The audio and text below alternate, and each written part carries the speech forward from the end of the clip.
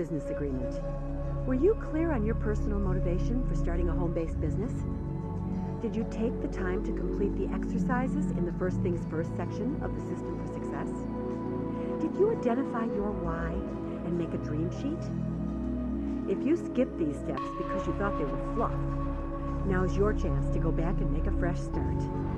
On this tape, Finding Your Personal Motivation, you'll hear from 5 successful managers, all Maui trip achievers. Though the stories are different, they have several common denominators. Each associate is crystal clear about personal motivation. Each has a long-term vision of what they want to achieve, and each knows that their ultimate success is realized by helping others get what they want. Listen carefully. These are more than just great stories. They are a roadmap for you to success. First, we want you to meet the Koenig brothers, Mike and Tom from Fort Wayne, Indiana. Mike and his wife Annie joined Watkins almost a year ago and signed up Tom and his wife Shelley a week later. They've experienced great success. Both couples are now managers. Mike and Annie earned a trip for 2 to Maui, and Tom and Shelley are Spirit of Sponsoring achievers, signing up 23 group associates during the 3-month challenge. How did you get going so quickly? When we started this business, we read up on everything we could read about multi-level marketing to try to learn the secret. And I don't know that there really is a secret. I think as you do this, you become better at it. I think your experience grows. You learn all the time. You're always learning. You can sit, you can read about it, you can try to learn everything you want to learn in that, but until you actually start doing it and actually start taking action, it won't actually click. You won't achieve what you want to achieve. And once you start doing it, you start taking action, you learn. One of the things I've learned in this is that making mistakes is some of the best things you can do, because you learn from every mistake you do. There's so many people out there that are afraid to make a mistake, that they're so afraid to make a mistake that they don't do anything. And that's one of the things that I work with my downline is, I've been here before, and I can tell you some shortcuts, some things that did not work for me, things that did work for me, and that's what I like to work with them with. That's what I'm there for as a sponsor. Action is motivating. The more you do, the more you want to do. But some people have a hard time getting into action. In the System for Success, we talk about identifying your action motivator, the thing that makes you get up and do what you need to do to be successful. What's your action motivator, Tom? I just had twins in December. Every time I see them, I'm thinking about how I don't want to miss anything they do in school.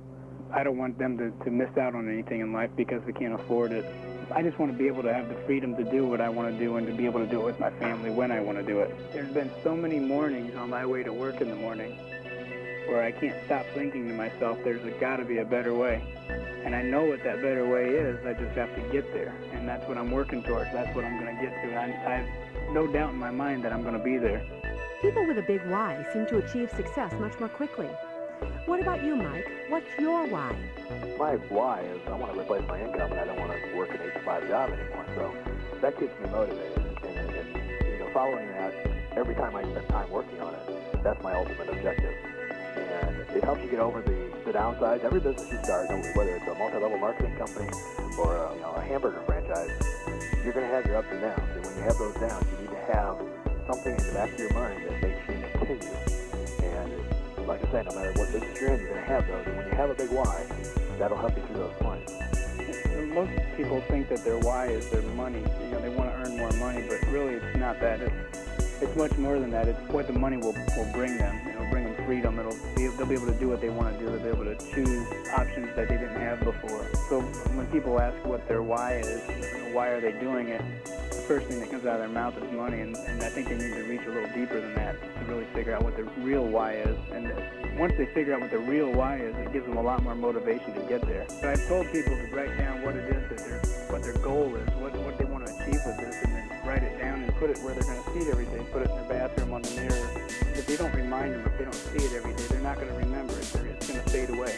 That's great advice, Tom. Is your wife Shelley very involved in the business right now? She doesn't have the time to put into it the way I do, and actually I don't have the time to put into it the way I do either, but I find time. I think maybe that's the passion that I've got, and if it keeps going like this, I'll be the first one to quit my job. But there's never enough time to do all the things that we want to do. There's an unlimited list of things that you can do to help motivate this business and to get it to grow the way you want it. Doing the business you know, you're getting out of it what you put into it. You got to keep determined. You got to be persistent, and you know, try different things. You're never going to get everything right. That's part of the process. You make mistakes. That's what you got to learn from. If you don't learn from your mistakes, you'll keep making them. I read somewhere, show me somebody that's never made a mistake, and I'll show you a failure. Your willingness to stretch and grow is obvious. So's your belief and passion. What's the value of belief and passion? I've had people tell me that the body is excited about this because of the way you're passionate for it. And I think that when you start doing the Watkins business, eventually it consumes you. It becomes a part of you, and you don't stop doing it. I mean, it's something that I think about almost every minute of every day. And when I get off work, I come home, we have dinner, and I spend the next 4 or 5 hours working on our business. I've been told the same thing. Obviously, we both have a passion for it, but you know, sometimes I amaze myself, and I wonder to myself how, you know, after hearing the word no, or how I can still be so motivated for it. And I think it's just got to be that I completely believe that there's no way that I cannot succeed in this. I think a lot of people have grown up being taught that they can't make it, and I don't think that's the case. I think if you really put your mind to it and you really want something bad enough, you'll figure out a way to get it. It's a matter of determination and persistence. You have to want it bad enough to make it happen. I think persistence is the key. And we've been at this almost a year, and we're just getting started. And I think you have to stick with it, and things will happen just from being persistent and working it as hard as you can and doing the best job you can every time you talk to someone or every time you're at a show presenting the products. As long as you're doing it in a professional way, doing it the best way you can, you will succeed. I think most people don't succeed in it because they don't stick with it long enough. They hear the word no too many times, they get discouraged, or they quit before they start seeing a residual income coming in. They give up.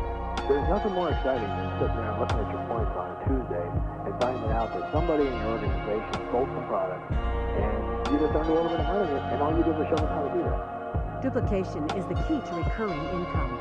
The kind of model the two of you provide must help you develop your organizations quickly. It helps that Andy and I earned a trip, and Tom was the top sponsor in the U.S. Those are things we tell people, and we can show we've done this. I sent an email to all my downline thanking them for all their support and everything that they've done, and you know, I told them what I had achieved, and I told them, you know, I've done this. I know how to do it. I can help you do it. You know, let me help you. I've gotten responses back saying, hey, I'm interested in learning more about sponsoring. You know, what can you teach me? What can you show me? Because you know, it's obvious you know what you're doing. How do you find out what motivates your associates? The more people you talk to, the easier it gets. They ask questions. I mean, that's one thing I've noticed. If you have somebody on the phone and you can't get them involved in the conversation, you know, lack of life force, then you can't do anything to get them to do anything on the phone. Chances are they're not going to do anything when you get off the phone. We tell them what our reasons are and why we got involved. That's the first thing I do. And from that, then it usually leads into a conversation where they will tell us what their motivation is and what they're after. I've had people tell me that they want a bigger house, or they want to buy a farm, or they want to send their kids to school, or whatever it is. And those are the key points you want to remember. We also keep track of that information so that in the future when you contact those people, you can remember that. You keep talking to them about those things and help keep them motivated. And the other thing you want to do is you always want to encourage them, even if they got 200 points this month, or it's their first order this month, or it's whatever thing you can think of that will help them or keep them motivated. Those are the things you want to pat them on the back for. Everybody in your group is at a different level, and as they're getting started, you know, when they place their first order, I send them a note and say, you know, congratulations on ordering your first time. You know, if you have any questions, give us a call. If you have any questions on the product, give us a call. We also send periodic emails out there to give little motivational things to people to help them stay focused.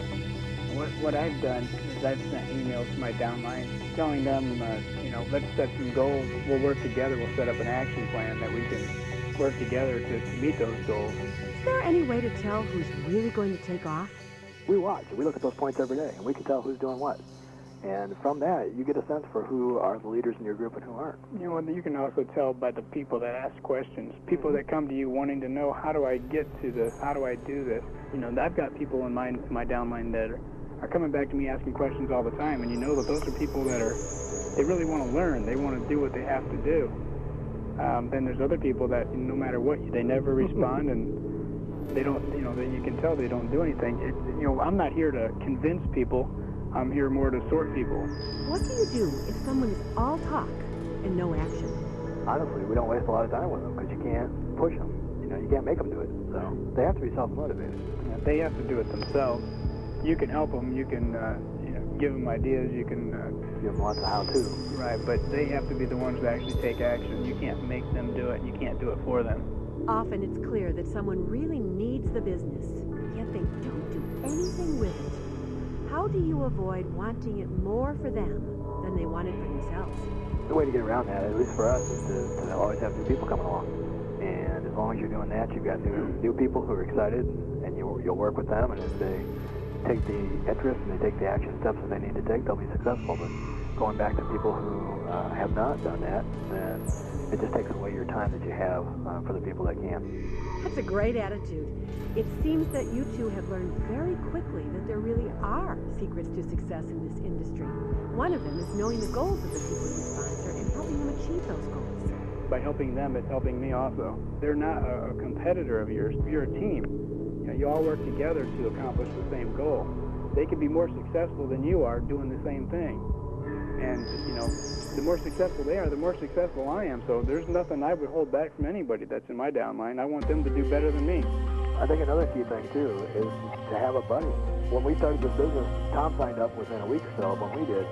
And I'll tell you what, we talk about it all the time. We motivate each other, and we learn from each other, and we experiment with things with each other. So having someone else, even if they're in a different state, and having the ability to call them up and talk on the phone and get an idea, or just to discuss what's going on in your business, could be a huge asset to keep them motivated. Next, please meet Jan Robbins, manager from Brush Valley, Pennsylvania. Unlike Mike and Tom, Jan was